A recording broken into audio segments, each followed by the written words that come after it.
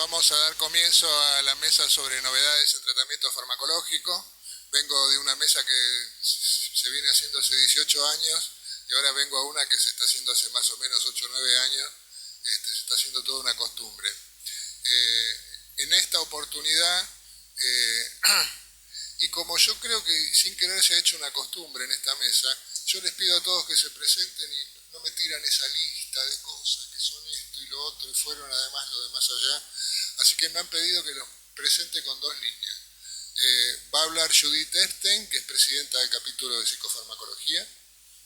A continuación va a hablar Ricardo Pérez Rivera, especialista en trastorno obsesivo compulsivo. Y finalmente Aníbal Golchuk, que es presidente honorario del capítulo de psicofarmacología. Empezamos sin más trámite, así después hay tiempo para las preguntas. Judith.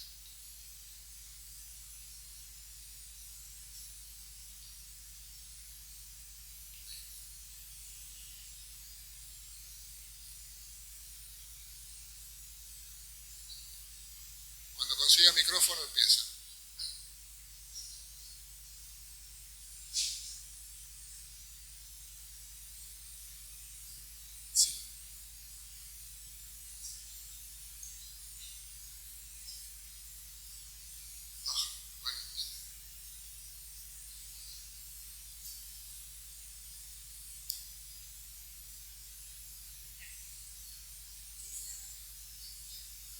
Bueno, no, ¿no se escucha? Ahora sí. Bueno, buenas tardes. Primero quería agradecerle a Rodolfo Zaratiegui la invitación a participar en esta mesa. Bueno, a mí me toca novedades en trastorno farmacológico del trastorno bipolar. Como punto de partida tomé la actualización 2016 de las guías británicas de psicofarmacología para trastorno bipolar. Como novedad, estas guías incorporan a la clasificación y a las indicaciones la nueva nomenclatura de psicofármacos propuestas por los colegios de psicofarmacología. Y rápidamente vamos a repasar en manía, entonces, los antagonistas dopaminérgicos, aloperidol, risperidona, olanzapina, quetiapina, son efectivos y rápidos en el corto plazo, en lugar del valproato, aripiprazol, carbamazepina y litio, y los moduladores GABAérgicos, ex-benzodiazepinas, agitación por vía parental, la menor dosis posible en el caso de la agitación, y como coadyuvantes para el sueño también en vía oral. Por supuesto, discontinuar antidepresivo en caso de que el paciente esté con ese fármaco, y si ya está en tratamiento, chequear las litemias. En este caso hacen una consideración acerca de las litemias en agudo, que después hay que revisarlas para favorecer la tolerabilidad y efectividad del tratamiento. Considerar agregar al litio antagonistas agonistas parciales dopaminérgicos, valproato, y la combinación, por supuesto, de valproato-litio con antagonistas dopaminérgicos. Recordar, en el caso de la manía refractaria, la clozapina, el TEC, así como el TEC también en el embarazo. Depresión. Depresión es la fase en el que el paciente pasa más tiempo, para los que tenemos menos fármacos, quetiapina, olanzapina, lurasidona. Ahí destacan que son antagonistas dopaminérgicos y que tienen la ventaja de ser antimaníacos. Esto es porque en los últimos años hay una creciente evidencia acerca de los cuadros depresivos, en un casi 50% pueden presentar con algún grado de lo mixto, del especificador mixto del DSM-5. Por lo tanto, lo que importa es también poder atacar los componentes excitatorios de la serie hipomaníaca del episodio depresivo. Los antidepresivos, a los que denominan fármacos para la depresión unipolar, sí se los usa siempre con litio, divalproatos o antagonistas dopaminérgicos. Destacan considerar el uso de la lamotrigina, por lo general asociado a un agente que prevenga la recurrencia maníaca, el TEC, y destacan que fuera de los centros especializados terciarios para trastornos bipolar, es una alerta que se usa más antidepresivos de lo que se debiera y menos lamotrigina de lo que se debiera, y recomiendan discontinuar antidepresivos, si el paciente lo hubiera requerido en depresión bipolar, luego de la remisión sintomática, o sea, luego de 12 semanas en remisión, y solo mantenerlo si ante la suspensión recae. Esto es en consonancia con las recomendaciones que ustedes todos conocen de la Task Force de la ISBD, de Pacchiarotti, etc. En el mantenimiento, el tratamiento debe ser indefinido por el riesgo de recurrencia alto, continuo y no intermitente. Los fármacos para la prevención de la recaída maníaca, o recurrencia maníaca mejor dicho, litio, olanzapina, quetiapina, risperidona de larga acción, valproato.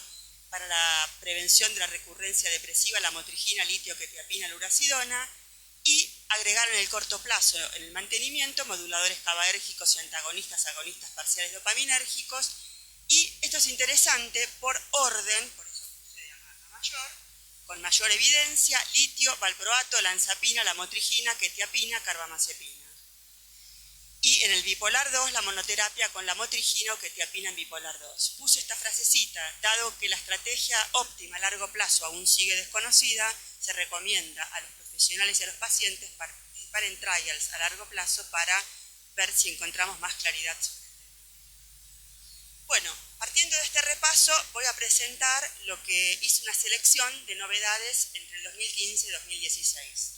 Asenapina en manía mixta. Este es el estudio del 2015, eficacia y seguridad de dosis fijas de 5 y 10 miligramos a 3 semanas, en estudio doble ciego randomizado controlado, en episodios maníacos puros o maníacos mixtos en bipolar 1. Lo que muestra este estudio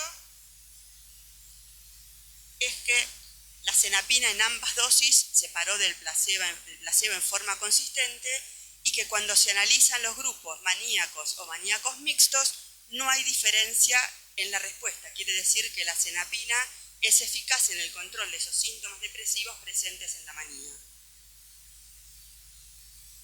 Los efectos adversos más frecuentes, acaticia, disgeusia, que es el trastorno, ¿no?, del gusto, y la hipoestesia oral, y es dosis dependiente, mayor en la dosis mayor de asenapina. Otro estudio, duración óptima de la terapia adjunta en continuación en manía. Este estudio publicado el año pasado responde a la pregunta: si se ha utilizado la combinación en agudo, litio y valproato, en este caso más risperidona o olanzapina, ¿cuál es el tiempo óptimo que se debe mantener después de la remisión? Esto no lo sabemos y esta pregunta, por supuesto, surge frente a la inquietud de los efectos adversos de los antipsicóticos atípicos a largo plazo. En este caso es con risperidona y olanzapina. Fíjense, se eligieron 159 pacientes y ¿cómo se hizo el estudio? El grupo 0 es el grupo que, después de haber remitido con la combinación, se le saca la risperidona y o la olanzapina. El segundo grupo se continúa, ya sea con risperidona o con olanzapina más litio y valproato, hasta 24 semanas. Y en el otro grupo, hasta 52 semanas. Se sabe que las mayores recaídas ocurren dentro de los primeros 3 meses después de la remisión.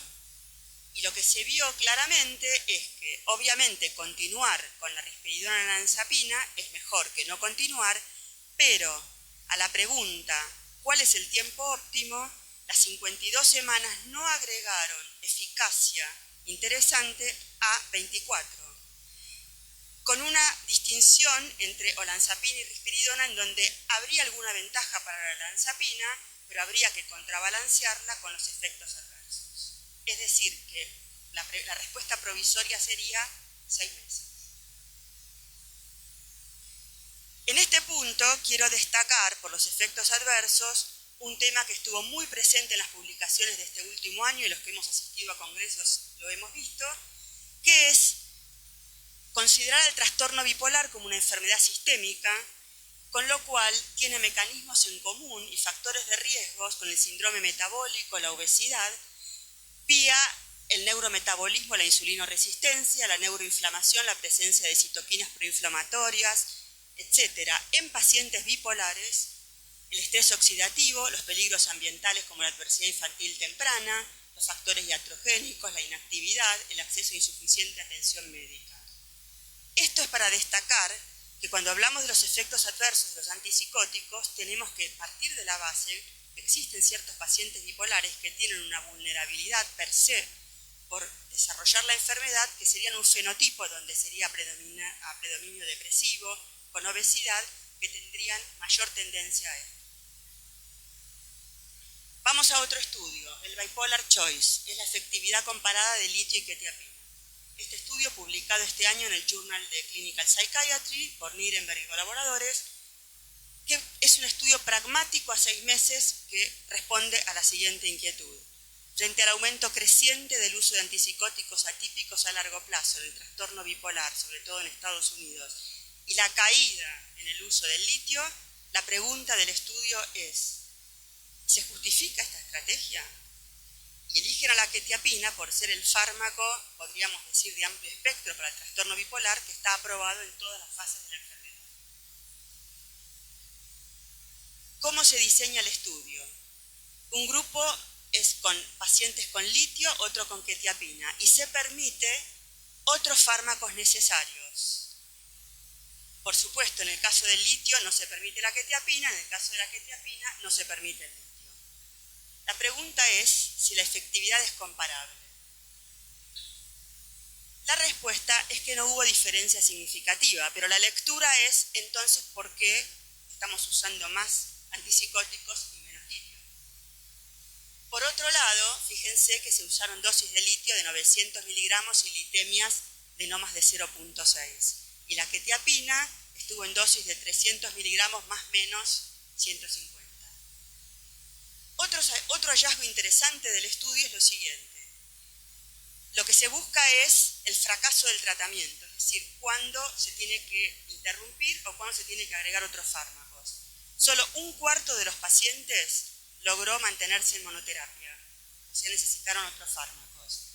Y como dato que lo destaca Trilla Subs en el comentario de este número, misterioso es que aquellos pacientes que tenían ansiedad de base requirieron menos ajustes o menos agregados de medicación si estaban con litio y no con quetiapina. Y aquellos pacientes que tenían más sintomatología maníaca o hipomaníaca requirieron menos ajustes si estaban con quetiapina. Vamos a la lurasidona. La lurasidona, ustedes saben que fue aprobada para depresión bipolar. Este es un estudio post-hoc hecho por McIntyre de la lurasidona es decir, al revés de lo que mostramos de la cenapina, con características mixtas, hipomaníacas o maníacas en depresión. ¿Y qué es lo que muestra? Que el 56% de los pacientes presentaban algún tipo de característica hipomaníaca en la depresión y que presentaba igual mejoría el grupo con presencia o ausencia de síntomas mixtos y tampoco dependía de la severidad de la depresión. La incidencia de la acaticia fue mayor en el grupo con características mixtas como dato a destacar.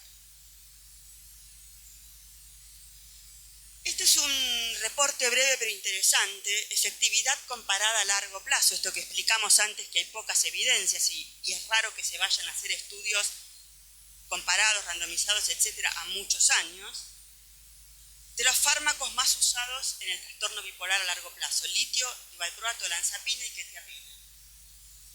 Es un estudio de cohorte poblacional hecho en el Reino Unido en base a historias clínicas electrónicas, publicados este año en el World Psychiatry de este año. Bueno, son 5.000 pacientes y muestra monoterapia, seleccionaron aquellos que empezaron en monoterapia con litio, con divalproato, con olanzapina, con quetiapina. Y cuando tuvieron que interrumpir o agregar al tratamiento un estabilizador del ánimo, antipsicótico, antidepresivo o benzodiazepina. Y lo que muestra el estudio es que el litio lo que ofrece es la posibilidad de prolongar más el tiempo hacia una intervención. 2 años, en tanto que los otros, 1 año, 1 año, 0.13, 0.76 años. Acá se ve claramente, el negro es la línea del litio, la otra son los otros fármacos. O sea que, como ven, desde distintos lugares hay una revalorización del litio. Nosotros la tenemos. Este estudio me pareció interesante porque es un estudio para el futuro biomarcadores, variantes genéticas de respuesta al litio. Es el primer estudio, es el estudio más grande de genoma ampliado hecho para este fenómeno, para buscar buena o mala respuesta al litio. Es el Lancet de este año. Ustedes saben que los estudios de genoma asociado se hacen para que sean significativos con una N muy grande. Y el objetivo es identificar variantes genéticas comunes asociadas a la respuesta diferencial al litio. En general se entiende que hay un 30%, 33% que responden bien al litio, un 33% que respuesta parcial y un 33% con mala respuesta. Pero no sabemos por qué ni cuál es el paciente. 4 nucleótidos, se cumplieron para 4 nucleótidos la presencia de polimorfismo con un criterio significativo para asociación con una medida cuantitativa de respuesta al litio. El locus asociado estaba en el long non-coding RNA, que quiere decir es una región del ARN que no codifica, que interviene en la regulación de la expresión de genes y que es crucial para el sistema nervioso central, y se halló en el cromosoma 21. Y el estudio se acompaña de una muestra independiente de 73 pacientes con monoterapia con litio prospectivo. Los portadores heterocigotos tuvieron mala respuesta al litio de ese locus, en tanto que los portadores de alelos alternos para ese locus tuvieron buena respuesta. Entonces, este es el consorcio, el CONLIGEN, con 2.563 pacientes. Podría ser una pregunta, un marcador genético de utilidad clínica en el futuro. Empieza a hacer ruido cuando hay muchos pacientes, ese lugar. Vamos al estudio SEQUEL. El estudio SEQUEL es un estudio que investiga una estrategia que utilizamos bastante, que es, en depresión bipolar, asociar a la quetiapina la motrigina. Es un estudio interesante, es un estudio factorial, es un estudio doble ciego, randomizado, controlado y factorial. Factorial quiere decir que se exploran 2 intervenciones al mismo tiempo. Y además, pueden ser más, en este caso 2 por 2 son 2 intervenciones. Y además, este estudio detectó una interacción dentro de las 2 intervenciones.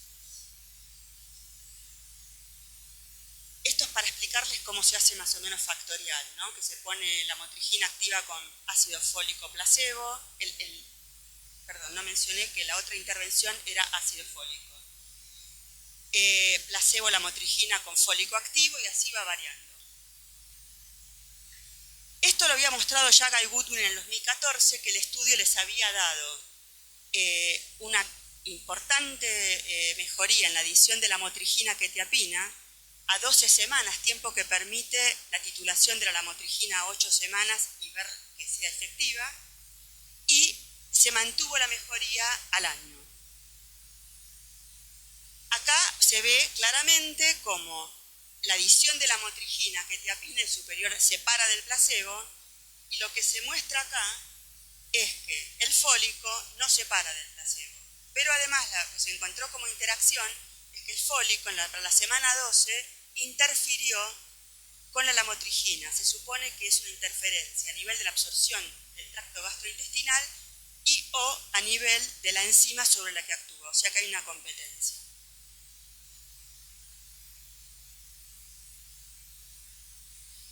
Bueno, vamos a cariprazina, ¿no? Lo tenemos acá. Cariprazina en trastorno bipolar es un fármaco que también ha sido estudiado en la esquizofrenia, que ya tiene indicación. Este es el estudio para manía, eficacia y seguridad de baja y altas dosis de cariprazina en manía aguda y mixta en trastorno bipolar. Este estudio del año pasado usó dosis bajas y dosis altas. Es como se hacen ahora los estudios con dosis fijas, alta y baja, 3 a 6, 6 a 12. La cariprazina es interesante que actúa como agonista parcial dopaminérgico sobre los receptores de 2 y de 3. Se supone que en el D3 tiene una cierta acción, después vamos a ver, sobre la depresión. En la manía más o menos dio en línea con lo que dieron siempre los antipsicóticos para manía, 45 versus 29, en las 2 dosis. Acaticia leve a moderada, mayor con dosis más altas, y se supone que es un fármaco que se lo propone con perfil metabólico favorable.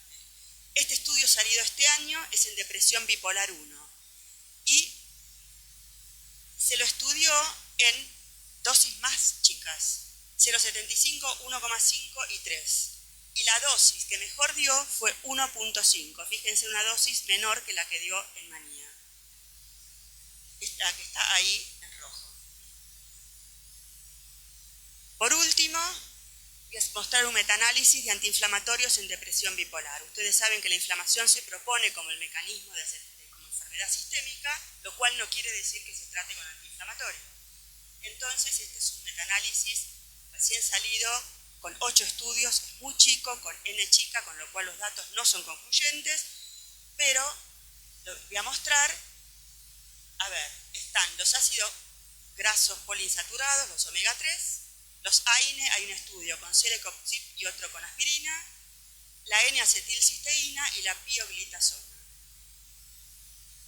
El estudio dio favorable fundamentalmente a expensa de la N-acetilcisteína en 1000 miligramos 2 veces por día, pero no es para sacar una conclusión ya definitiva.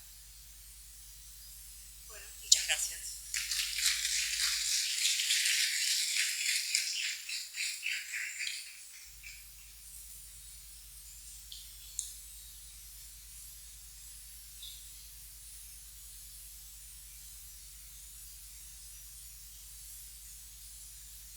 Mientras que pone mi presentación, le agradezco a Rodolfo la invitación. La verdad que estar en una mesa como esta, con gente que respeto muchísimo, para mí es un honor. Yo voy a hablar de las novedades 2016-2015 en TOC, con un criterio clínico, básicamente clínico. Yo me dedico, como decía Rodolfo, a TOC y la mayoría de mis pacientes son TOC resistentes o refractarios. Creo que es muy importante.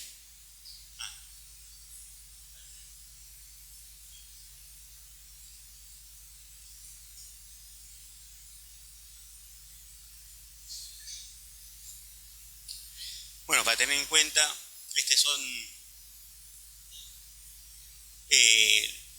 según la búsqueda PubMed, los tópicos que aparecen publicados, ¿sí? Hoy por hoy se investiga en TOC muchísimo en lo que es en neurobiología, ¿sí? En la cuestión de genética, en distintas teorías, en todo lo que es lo glutamatérgico. Después viene, y esto está unido a la neuropsicología y a la clínica, porque fue necesario mejorar todos los aspectos en la clínica y subtipos para poder tipificar bien los grupos que están haciendo los estudios genéticos, ¿sí? Comorbilidad, psicoterapia, básicamente terapia cognitivo-conductual, con exposición y prevención de la respuesta. Tratamiento de casos resistentes, donde en los últimos 10 años lo que más se publicó es en tratar de diferenciar los grupos antipsicóticos, cuál es mejor, cuál es peor, y los moduladores GABAérgicos y glutamatérgicos, las revisiones y, por último, publicación con los IRS. La última publicación que hay con IRS es sobre escitalopram, un trabajo que fue el que posicionó escitalopram en Europa en el 2007, que tiene un placebo del 50%. Entonces, ¿qué es lo que tenemos hoy en cuanto a evidencia para el tratamiento del TOC? ¿Sí? Lo que sabemos que es evidencia, ¿sí? Que tienen que tener, ustedes saben, más de 12 estudios doble ciego con N importante, multicéntricos. Lo que tenemos con evidencia solamente es que los IRS son efectivos en el tratamiento del TOC, aunque sabemos que la respuesta es alrededor del 60%. La terapia cognitivo-conductual, ¿sí? Es efectiva para el TOC, esos son los dos que tienen criterio A. Después viene con criterio B el uso de antipsicóticos como estrategia de potenciación en el TOC, ¿sí? Y tiene criterio B porque no existen estudios doble ciegos multicéntricos con N importante, y hay estudios que dieron negativos con respecto a una serie de distintos antipsicóticos, y la posibilidad de que una persona mejore con el agregado de antipsicóticos es del 30%, ¿sí? Por lo cual el subgrupo dentro de los pacientes con TOC resistentes que se beneficiarían son aquellos que tienen comorbilidad con trastorno de personalidad del grupo A, esquizoide, esquizotípica, y sobre todo aquellos pacientes que tienen antecedentes de tics o tienen Tourette.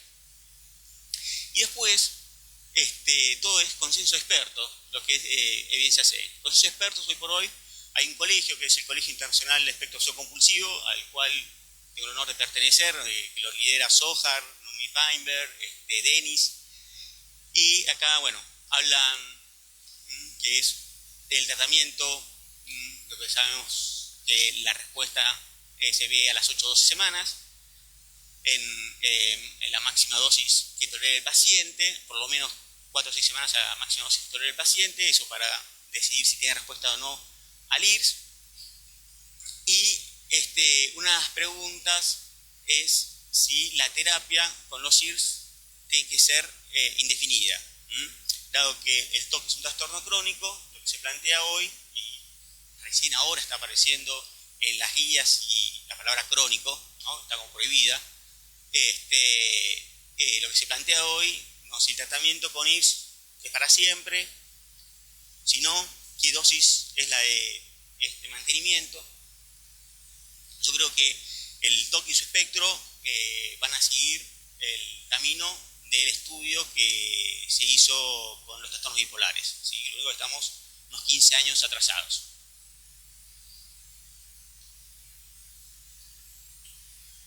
Bueno, de los estudios publicados el año pasado, el que es más interesante es la actualización de la guía terapéutica del TOC de la APA, de la Sociedad Americana de Psiquiatría, que tienen todos los trabajos publicados hasta el 2013, durante 2014 los procesaron, en 2015 estuvieron online.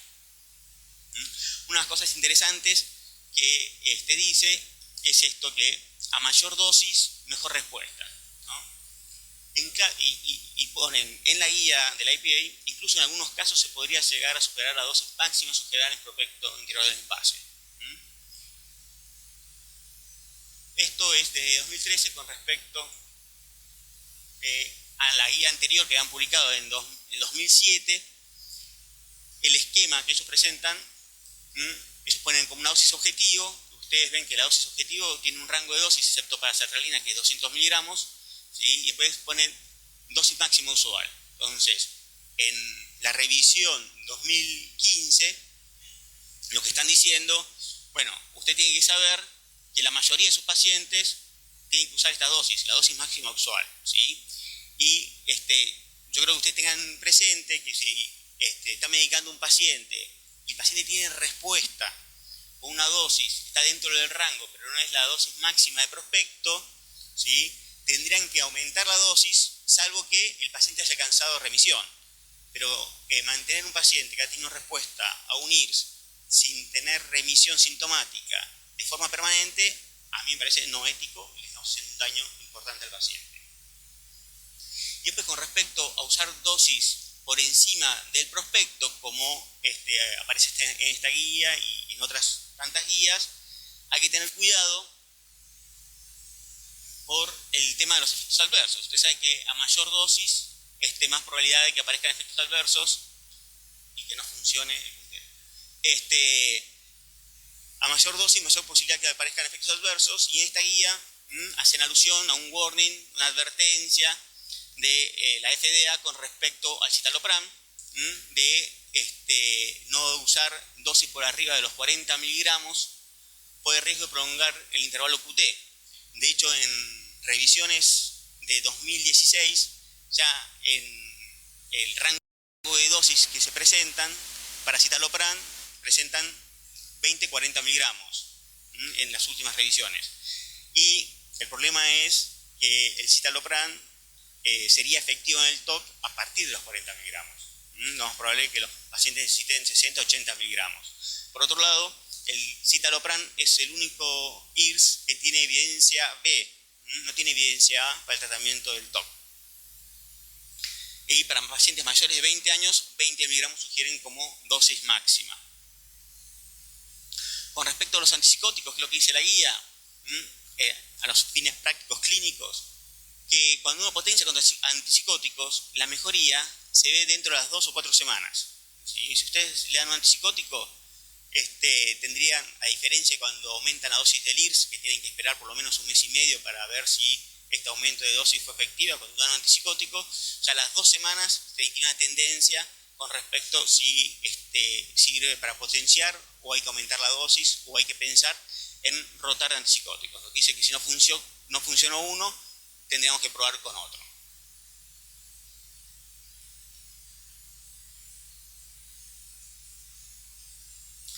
Bueno, de los antipsicóticos, ¿cuál vamos a elegir? Esa es la pregunta. ¿Sí? Los últimos estudios de metaanálisis, y esto aparece reflejado en la guía de la CANMAT, que salió en 2014, como en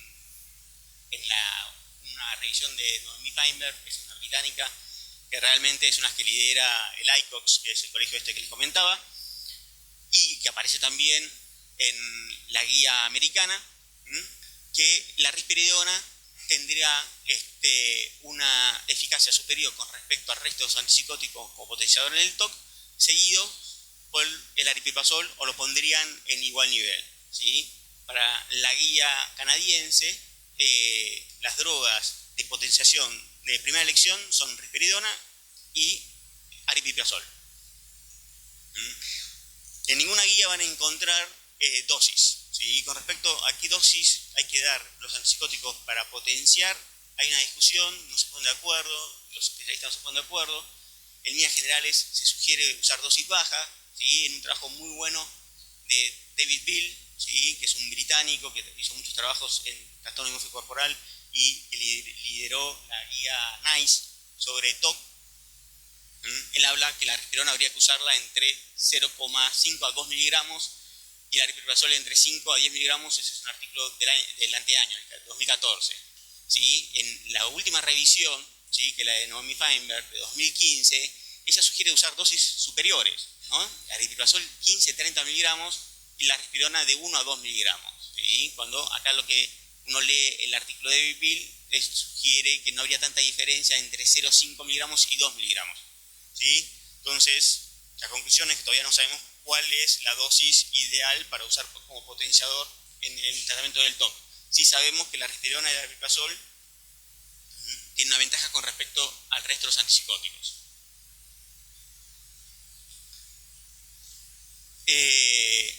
Otra advertencia que aparece en la guía americana de psiquiatría es con respecto a la quetiapina, ¿sí? Que tiene que una advertencia en relación al uso de quetiapina con pacientes que usan fármacos que puedan producir un desbalance en los electrolitos. Nosotros sabemos que los CIS pueden producir desbalances en los electrolitos. Entonces, tengan cuidado si van a potenciar pacientes que tienen una dosis máxima de un IX, ¿sí? Más quetiapina en dosis por arriba de los 300 miligramos, que también puede prolongar el QT. Esto que les decía de la guía canadiense, como finalmente terminan posicionados como primera línea el aripiprazol y la risperidona. Con respecto a los fármacos, los CIS, no hay ninguna novedad. Fíjense que ahí no figura el citalopram porque es categoría B, ¿sí? Entonces quedó en segunda línea, no está en primera línea, como monoterapia. Y tengan presente, para lo que viene ahora, que los fármacos de segunda línea para potenciar, ¿sí? Ahí aparece quetiapina, ¿sí? Como la tercer antipsicótico, y aparece memantina y topiramato, ¿sí? Y como yo les decía a ustedes, el aripiprazol y la risperidona, cuando uno habla para potenciar y las estrategias desde el punto de vista clínico, la comorbilidad con los trastornos de personalidad del grupo A o con tics, ¿sí? Bueno, son antipsicóticos y los trastornos de personalidad del grupo A responden de pronto al agregado de estos antipsicóticos, y los tics mejoran con dosis bajas de este tipo de aripiprazol y risperidona. Pero, ¿sí? Teniendo en cuenta que entre el 5 y, depende de los trabajos de Atkins, que hablan del 30% de los pacientes con TOC pueden ya tener una comorbilidad con bipolaridad. Entonces uno diría, bueno, desde un criterio clínico, los estabilizadores del ánimo tendrían un lugar, ¿sí? Pero aparece justamente topiramato, ¿sí? No aparece valproato. Y aparece memantina, que no tiene nada que ver con el tratamiento de los trastornos bipolares. Bueno, esto lo vamos a retomar al final, porque justamente estos fármacos aparecen en función de lo que se llama la teoría glutamatérgica del TOC. Este es un trabajo de revisión, ¿sí? De un investigador que se dedica básicamente a investigación en farmacoterapia durante el embarazo. Y lo puse porque en ninguna guía, en ningún libro de texto, ¿sí? Van a encontrar un capítulo o un punto que diga tratamiento del TOC en embarazadas, y es la primera vez que yo encuentro un trabajo de revisión en los últimos 20 años que leo sobre TOC, ¿sí? Sobre este tópico. ¿Qué es lo que dice? ¿sí? Que los trastornos, o sea, las posibilidades de tener una malformación congénita por el uso de IRS durante el embarazo es muy baja, pero los reportes son básicamente para paroxetina y fluoxetina, ¿sí? Sobre todo a nivel cardiovascular. Entonces eran dos drogas que tendríamos que intentar evitar usar durante el embarazo. Es interesante porque la fluoxetina durante, yo diría, 2 décadas fue la droga que se sugería utilizar durante el embarazo, ¿sí? Y hoy a partir de estos reportes a uno le cambian los papeles.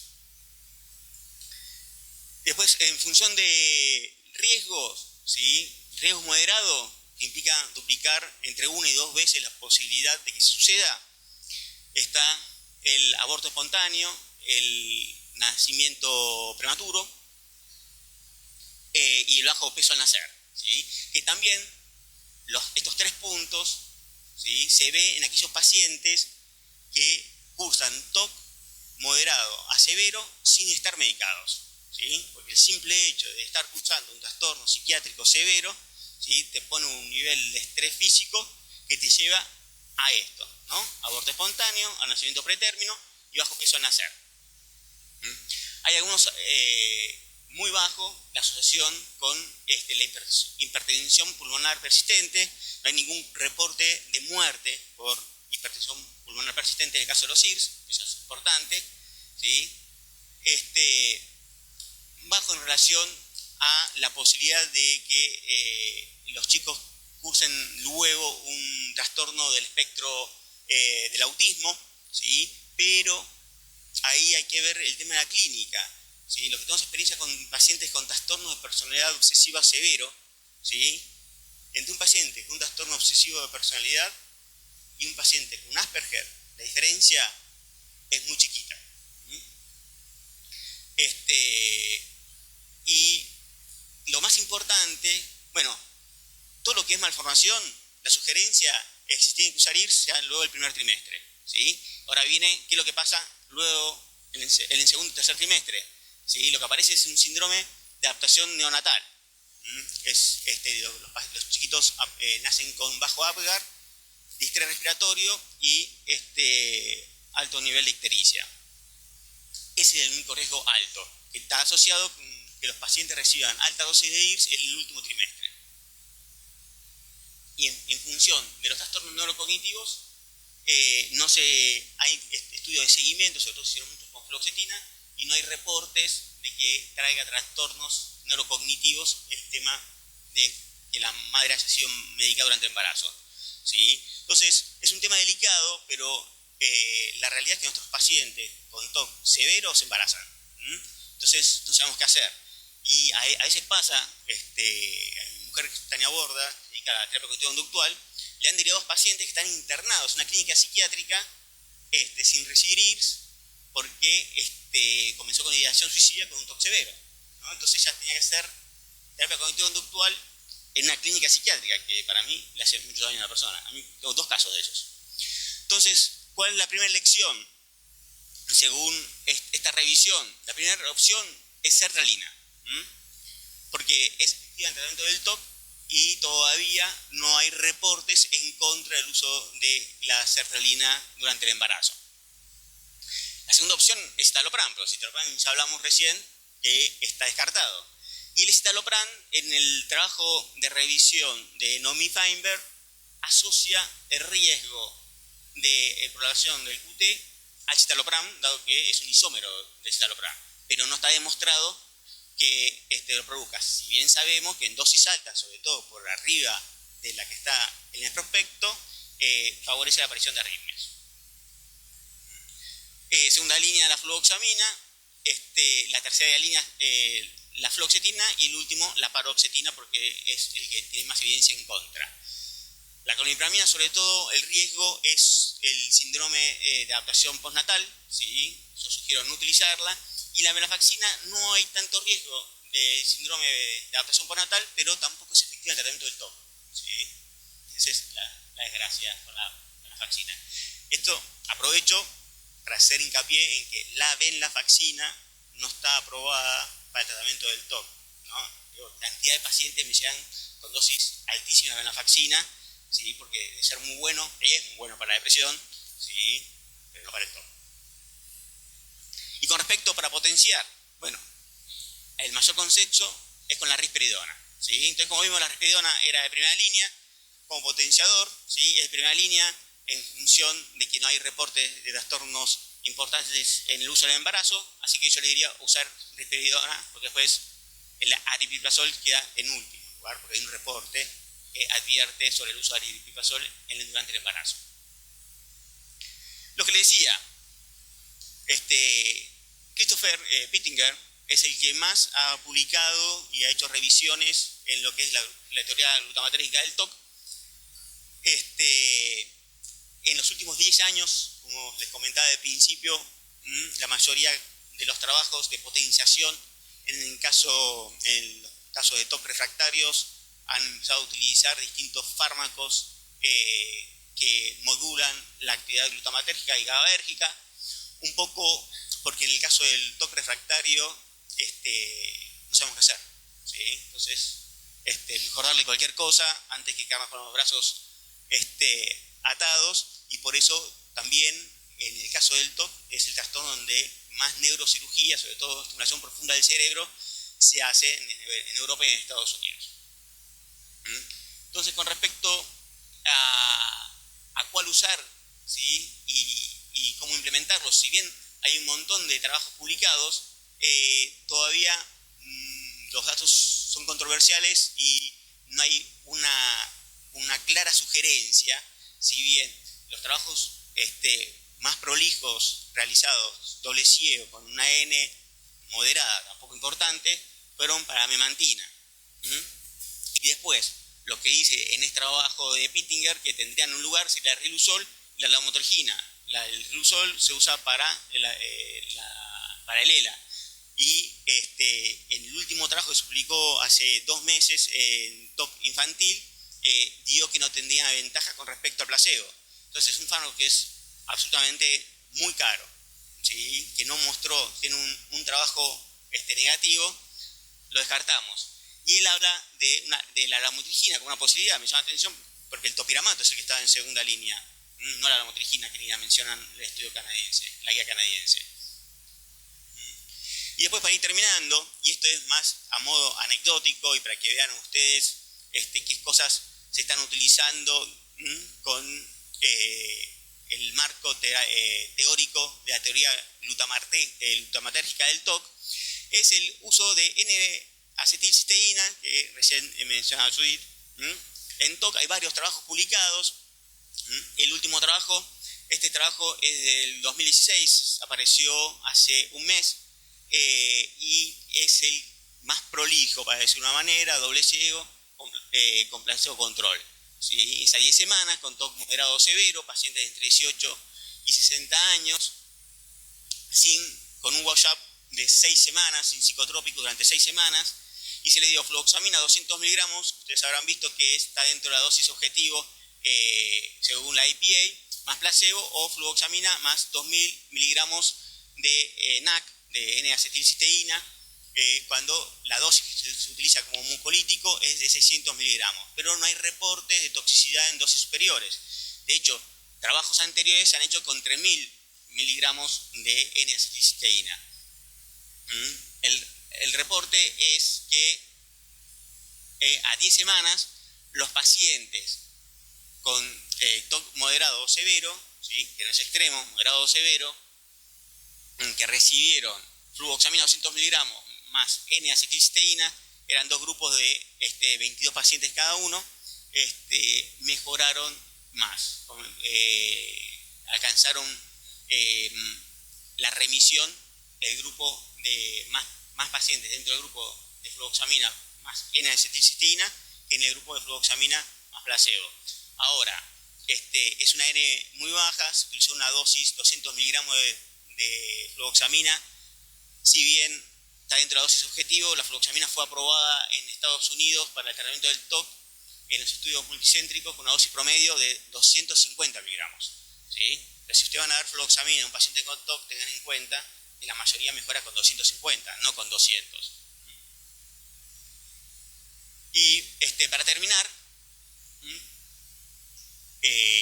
es un trabajo que se publicó en Schizophrenia Research.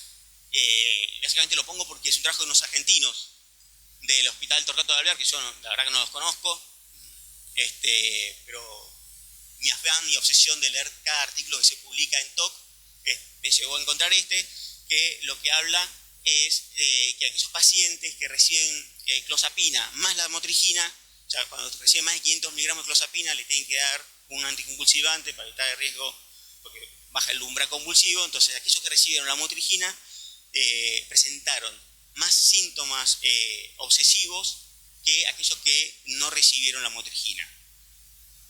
Por otro lado, la clozapina es el antipsicótico que más síntomas obsesivos compulsivos genera en los pacientes con esquizofrenia. Entonces, si usted tiene un paciente con esquizofrenia y algún síntoma obsesivo, aunque no llegue a configurar un TOC, no elijan clozapina porque le van a aumentar los síntomas, ¿sí? Y si tienen un paciente, eso también me llegan un montón de pacientes, con TOC delirantes, ¿sí? No le agreguen clozapina, porque clozapina es buenísima para la esquizofrenia, eso no lo discuto, pero no aparece en ninguna guía como potenciador para el TOC. Y encima, todos los artículos de revisión dicen que aumenta los síntomas compulsivos. Bueno, muchas gracias.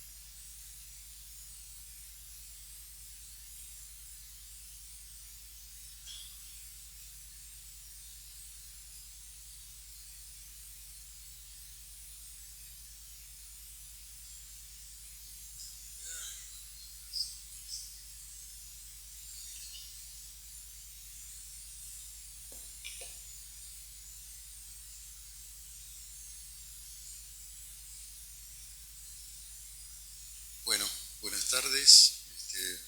Agradezco también a Rodolfo la posibilidad de participar de esta mesa que ya hace como 10 años que la compartimos en algunas ocasiones, así que bueno, lo que vamos a ver es cuáles han sido las novedades en esquizofrenia en el curso de este año.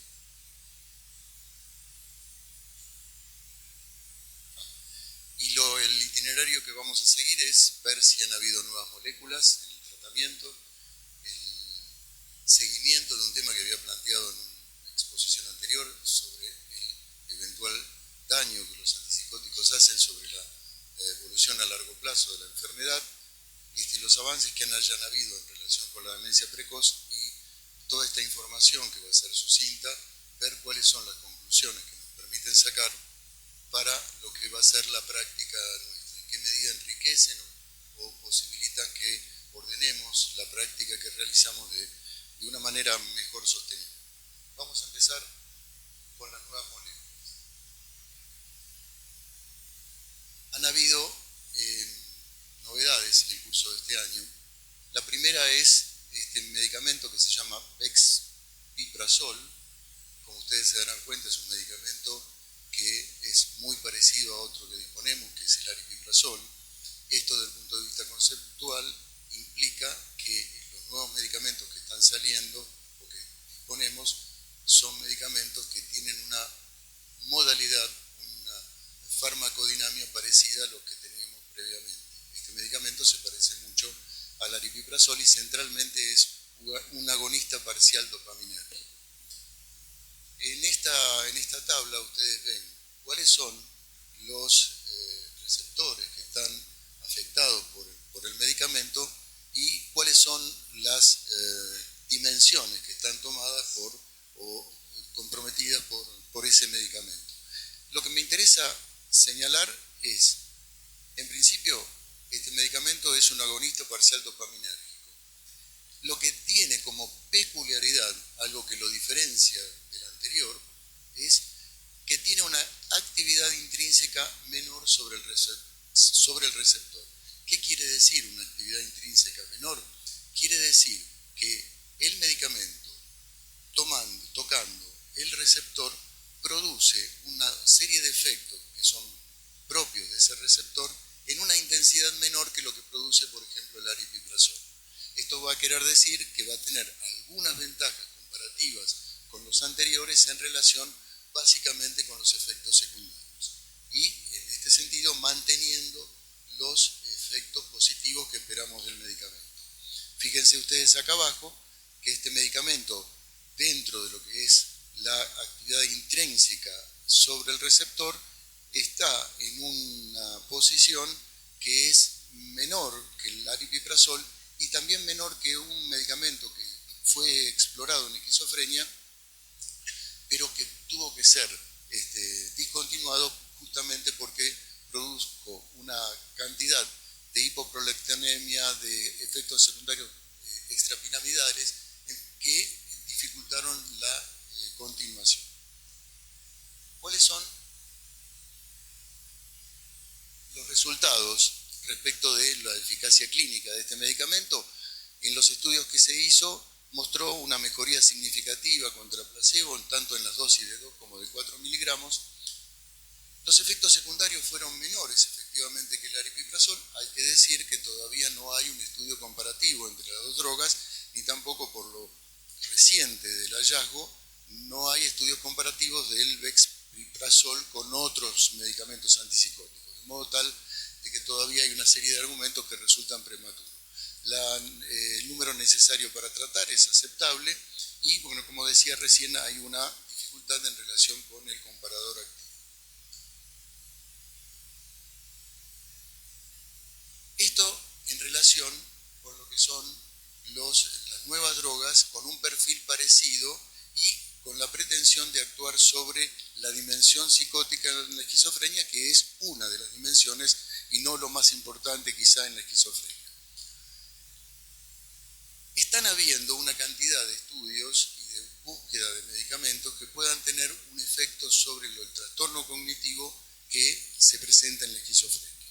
Es así que los datos o los elementos que nosotros conocemos es que la nicotina puede producir mejorías en la atención y el procesamiento psicomotor en este grupo de pacientes, por eso los pacientes esquizofrénicos fuman mucho, esto es una cosa reconocida internacionalmente, que la acción de la nicotina se desarrolla a partir de su acción sobre un receptor, precisamente un receptor anticolinérgico, que es el alfa-7, y esta droga, enceniclina, es una droga que se usa o se empezó a usar para ver si esto tenía algún efecto como agonista alfa-7, a ver si tenía algún efecto sobre la cognición en la esquizofrenia. Los estudios que tenemos de la droga son estudios de fase 2, son estudios muy recientes todavía, pero con una N realmente interesante. Bueno, el receptor alfa-7 es acá lo que les presento. Es un canal iónico predominantemente presináptico, está localizado sobre todo en el córtex cerebral y en el hipocampo y promueve la liberación de neurotransmisores como el GABA, el glutamato, la dopamina y la acetilcolina y no está vinculado con los circuitos de la recompensa. Esto es importante porque a diferencia de la nicotina que nosotros fumamos, esto no produce efectos sobre el sistema de la recompensa. Esta es la razón conceptual por la cual usar este medicamento. ¿Cuáles son los resultados que se han obtenido? Los resultados son positivos. Los resultados son positivos usando diferentes escalas de medición. En todas estas escalas de medición el resultado es mejorar la cognición. Entonces, conceptualmente, ¿qué nos sirve esto? Tenemos medicamentos que podemos intervenir sobre la psicosis y probablemente en un futuro cercano vamos a tener medicamentos sobre los cuales usar para intervenir sobre la dimensión cognitiva en la esquizofrenia, que sabemos que está vinculado con funcionalidad, síntomas negativos y demás. El único detalle de este medicamento es que en una de las tablas utilizadas, que es la tabla que mide los rendimientos cognitivos en la vida real, una cosa es medir los rendimientos cognitivos con escalas, con una evaluación neurocognitiva, como todos practicamos, en la vida real no parece ser tan provechoso como en comparación con el placebo. Y la otra cosa es que el placebo ha sido muy efectivo en este estudio, que tampoco es entendible por qué. Vamos a ver el seguimiento del tema del perjuicio eventual. La historia de este tema, lo había planteado yo en un par de años anteriores, es que empezó a haber alguna idea de que los antipsicóticos podrían incidir negativamente sobre el cambio cerebral progresivo que ya la enfermedad trae. Bueno, una serie de estudios convalidaban esto, y básicamente un estudio, es de Weber, en el 2007 y en el 2013, que mostró que si bien indudablemente los antipsicóticos eran preventivos en relación con los siguientes episodios, o que mejoraban, digamos, en algunos aspectos que no se presentaran síntomas psicóticos, pero a nivel funcional, a nivel de los rendimientos funcionales, tenían un efecto deleterio. Bueno, esto causó una gran discusión en nuestro campo, y nos colocaba en la situación de tener que decidir si usábamos o no usábamos antipsicóticos en el periodo de mantenimiento. Esto a fines del año pasado se publicó un trabajo fantástico, en manos de todos ustedes. Esta es la provincia de Chengdu, en China, y este es el condado de Xinjiang. Este es un estudio publicado en el British, y que la verdad que son de esos estudios que uno agradece, porque dan respuestas a una cantidad de preocupaciones como las que le decía recién.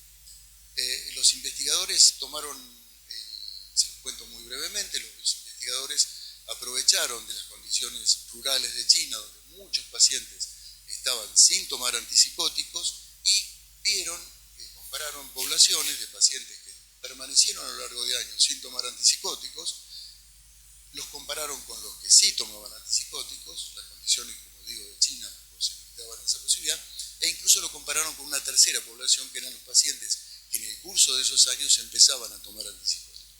Y estos resultados son realmente contundentes y realmente interesantes para ayudarnos a decidir.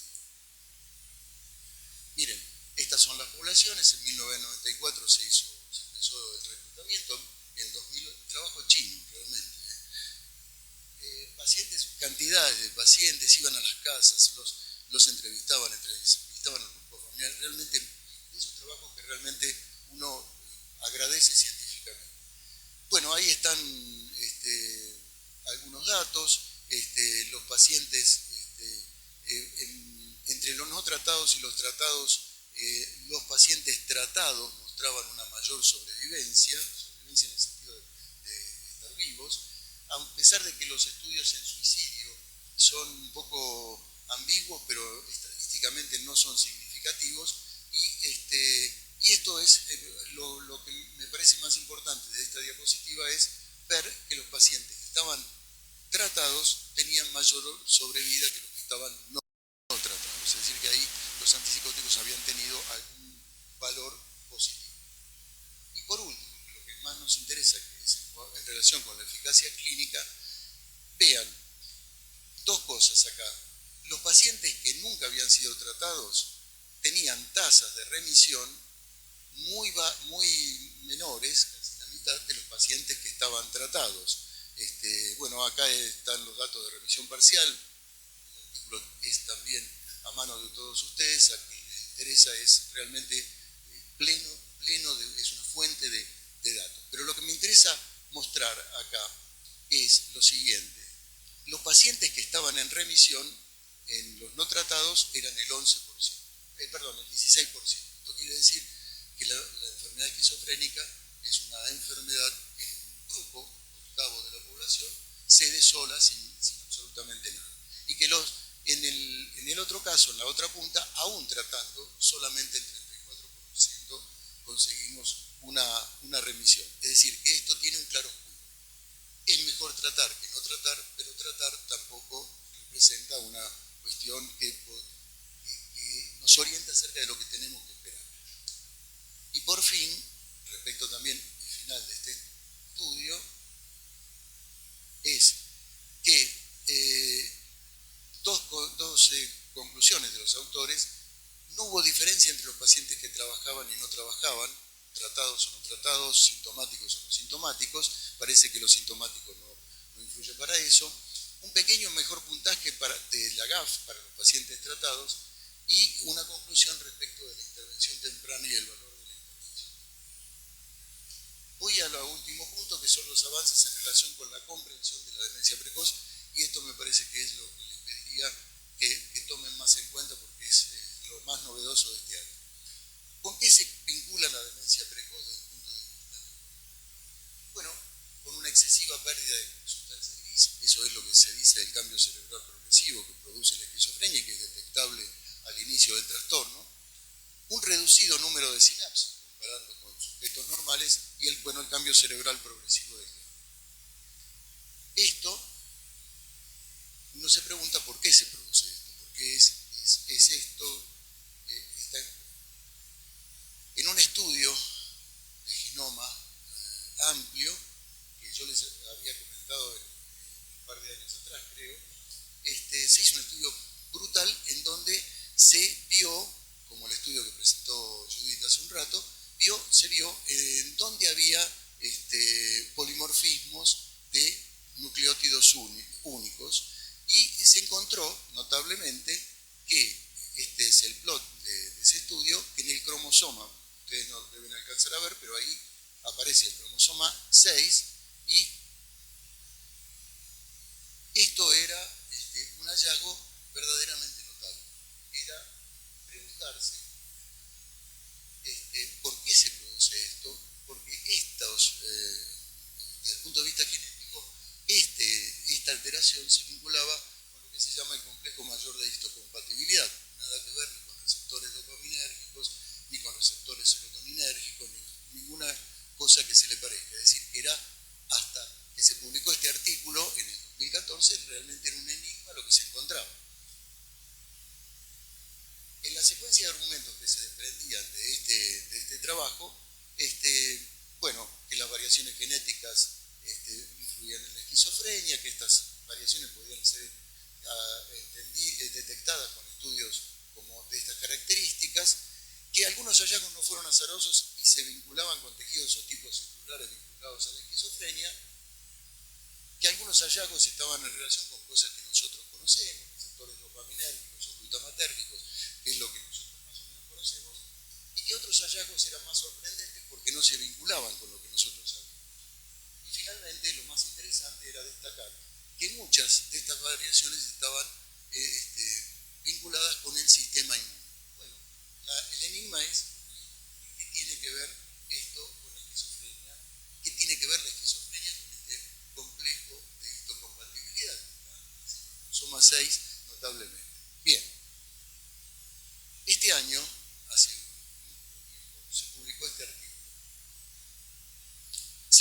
Se publicó este artículo sobre que vincula de una manera, el artículo es asombroso, complejísimo desde el punto de vista tecnológico, etc.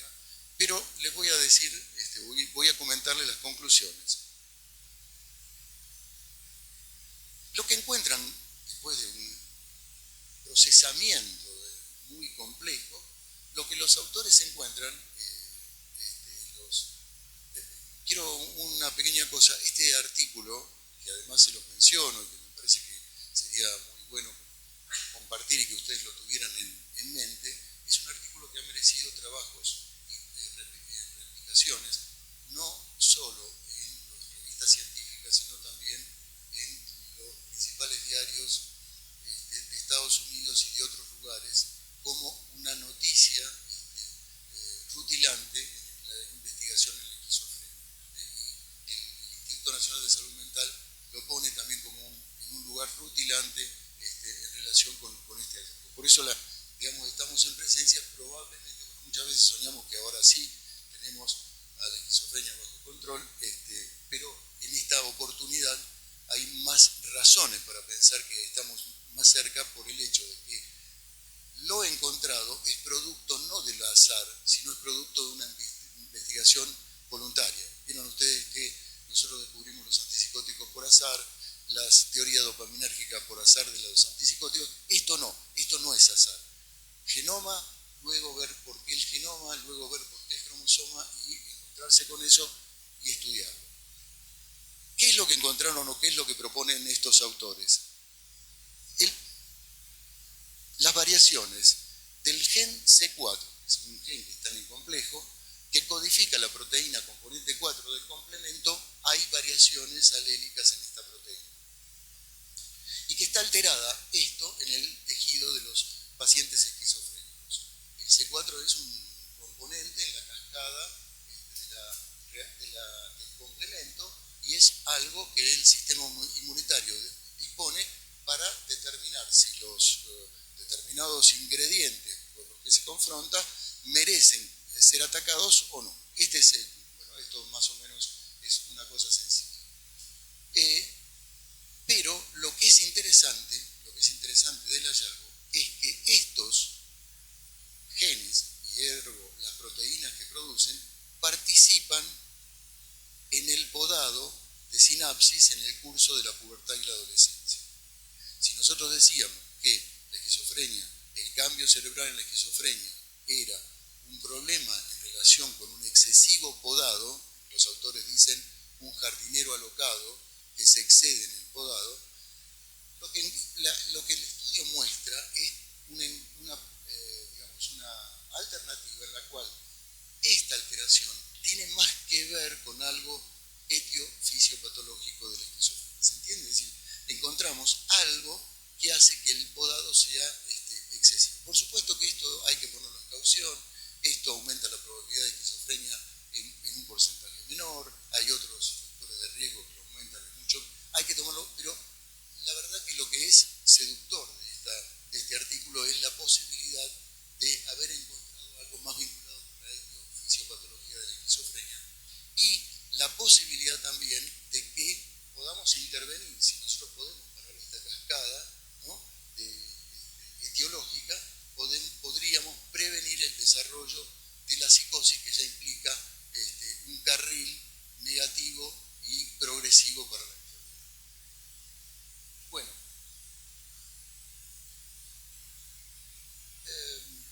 esto es más o menos lo que les dije.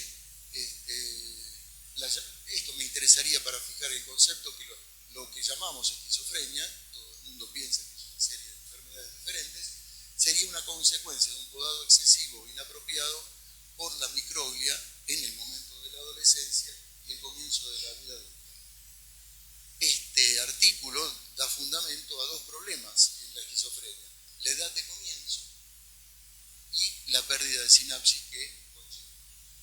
Entonces, a partir de todo lo que les dije, de las informaciones sucintas que les dije, en mi opinión, cómo hoy, de aquí en más, y a partir de esta información, de esta evidencia, nosotros nos paramos en el tratamiento de los pacientes esquizofrénicos. Bueno, por lo menos esto es lo que pienso. Hay nuevos antipsicóticos con mecanismos de acción similares a otros anteriores, pero que pueden tener algunas particularidades que los hagan mejores o que ofrezcan mejores opciones en eficacia y tolerancia para algunos pacientes determinados. No está mal tener nuevos antipsicóticos, pero de verdad no son muy diferentes de los anteriores. Así como los antipsicóticos han demostrado eficacia en la dimensión de la psicosis, se abre la posibilidad del advenimiento de otros fármacos que puedan actuar sobre otras dimensiones, por ejemplo la cognición, como les dije, de la enceniclina, o el uso, que lo había dado también en una vez anterior, de la oxitocina para mejorar el rendimiento social de los pacientes esquizofrénicos, que hoy ya tenemos una, no rotunda, pero un abundante respaldo para considerar. La siguiente es que, esto es mi opinión, que asistimos a un cambio, creo, en la valoración en cuanto a la estrategia de tratamiento. Ya no podemos pensar que la esquizofrenia, que los antipsicóticos son la piedra angular del tratamiento de la esquizofrenia, como habremos escuchado durante mucho tiempo, sino que los antipsicóticos son efectivos en el episodio agudo, en la prevención de recaídas y por lo tanto efectivos, como mostraba el estudio chino, en evitar el deterioro a largo plazo, mejorar la sobrevida, pero la verdad que su efectividad a largo plazo es parcial.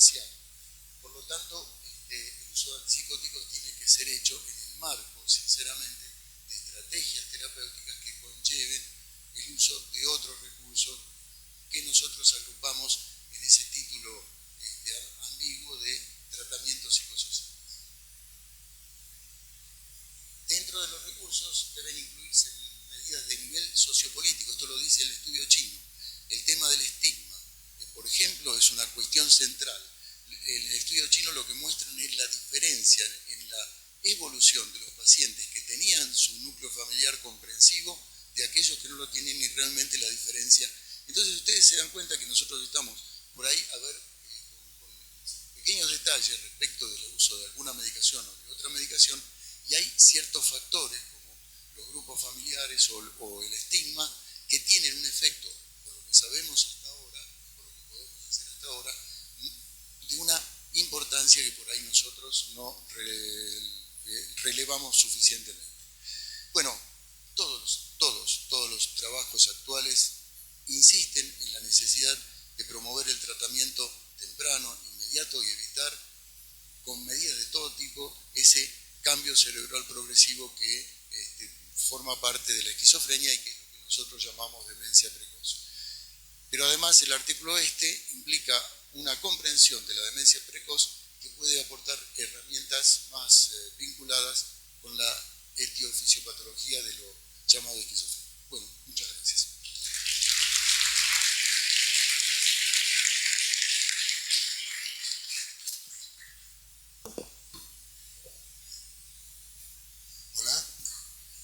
Hola. Bueno, por suerte nos quedan unos minutos para las preguntas. Como ustedes saben, el propósito de esta mesa es que expertos en distintos temas nos seleccionen para nosotros los trabajos que ellos consideran más importantes en el último año. En 3 palabras, podemos ir diciendo que el litio cada día canta mejor, como Gardel. Podemos ir recordando que por favor en el TOC las dosis de IR son altas, no son bajas, no son le doy un poquito de. Y podemos ver por suerte que en la esquizofrenia está apareciendo algo más que drogas que dicen yo también. Bueno, pasamos a las preguntas.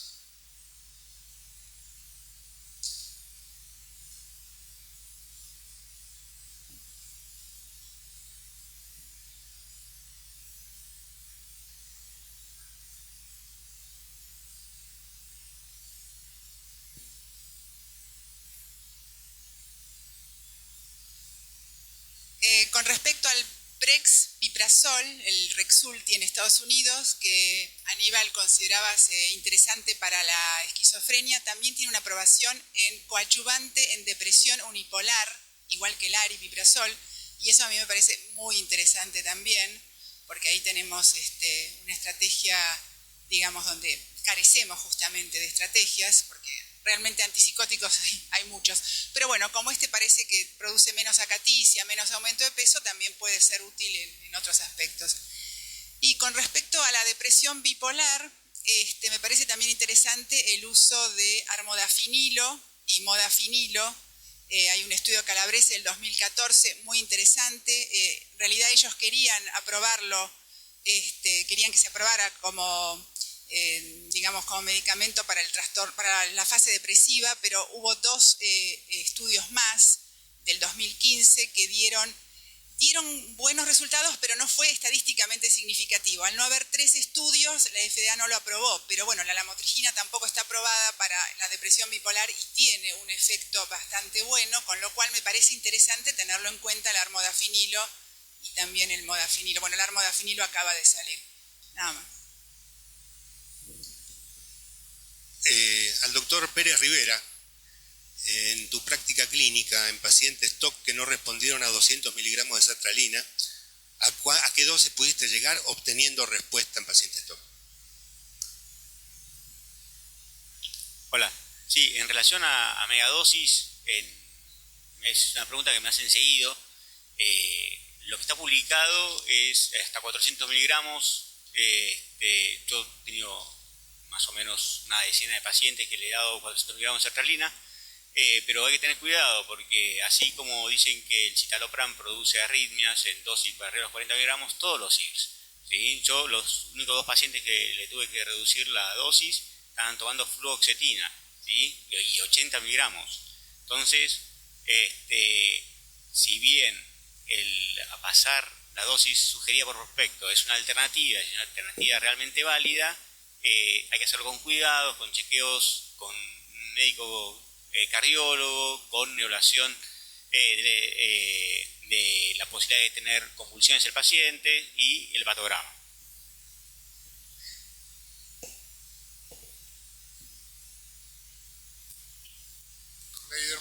Sí, esta más es una pregunta de opinión que me parece que tiene que ver con esta mesa de actualización.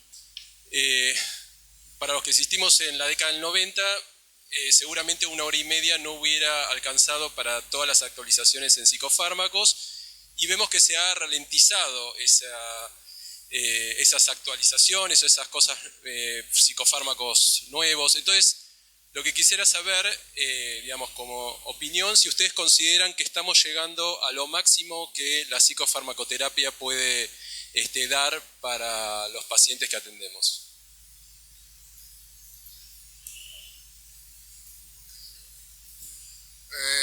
Yo creo que es una evidencia actual que los fármacos nuevos están desapareciendo y que 2 o 3 de las compañías farmacéuticas más importantes han interrumpido su desarrollo de medicamentos sobre el sistema nervioso central. Lo cual, en mi modesta opinión, no quiere decir que no podamos exprimir más de los psicofármacos, sino que los paradigmas fisiopatológicos con los cuales están basados los mecanismos de acción de los psicofármacos están en crisis. Y hasta que no aparezca algo nuevo, como por ejemplo, derivado de los hallazgos que dijo el doctor Golchuk, va a ser difícil que encontremos algo realmente novedoso.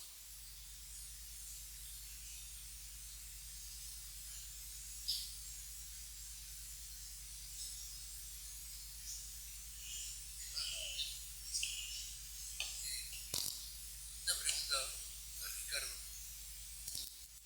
Además de que ser un hecho de comprobación, ¿hay alguna justificación sobre él? Le preguntaba a Ricardo si además de ser un hecho de comprobación, el uso de megadosis diferencial en trastorno obsesivo compulsivo tiene alguna razón. Mirá, en teoría, el marco teórico por el cual tendría un sentido es porque al aumentar la dosis disminuiría todavía la hiperactividad órbito-frontal que tiene en el TOC, disminuiría a su vez así el nivel glutamatérgico, la actividad glutamatérgica, y a su vez a más cantidad de serotonina, menor cantidad de dopamina en los núcleos basales, y eso ayudaría a generar el nuevo equilibrio entre vía directa y indirecta de los núcleos basales. Sí, aparte, aparentemente los CIR llegan en menos concentración a los circuitos orbitofrontales que a los núcleos de RAF. Tengo una pregunta, Judith. ¿Qué lugar tiene el aripiprazol en el tratamiento actual molecular?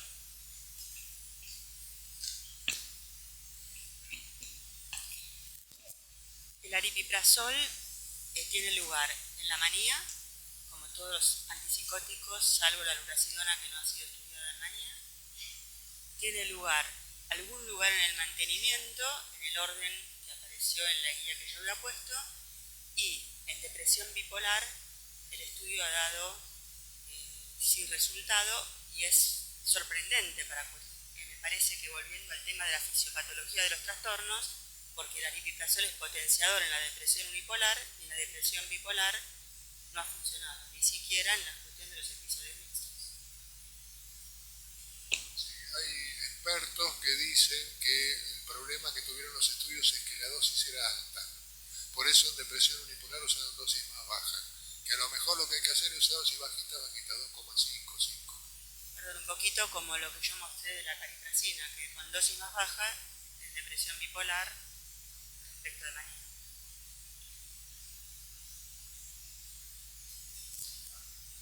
Bueno, a Ricardo, una pregunta más. En tu experiencia personal, memantina, topiramato, ¿cuál te parece mejor? ¿Tendés a usar una sobre de otra? ¿Cuándo? Mira, mi experiencia personal, ni memantina ni topiramato. La memantina me ha dado resultado con una señora de 60 años, 30 años de TOC y deterioro cognitivo mínimo, y fue mágico lo que hizo, porque la señora le desaparecieron los síntomas del TOC después de 20 y pico de años, y eso hace que tenga un montón de pacientes de San Pedro. Pero después con otros 3 pacientes fracasó, y el topiramato, el problema que tiene es como el lenticimiento cognitivo que produce en dosis altas. Mi experiencia es difícil de titular y no ha demostrado ser realmente eficaz.